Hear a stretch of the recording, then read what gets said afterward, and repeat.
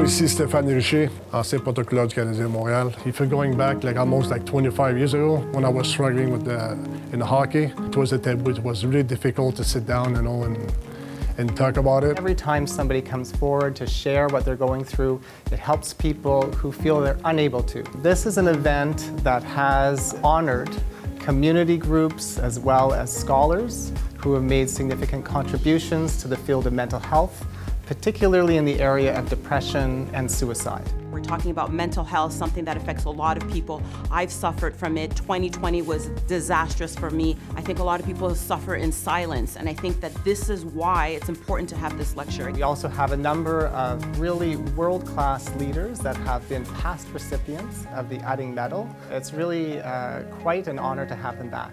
So make sure you join us November 18th. We'll be streaming online on YouTube, Facebook, and of course the web.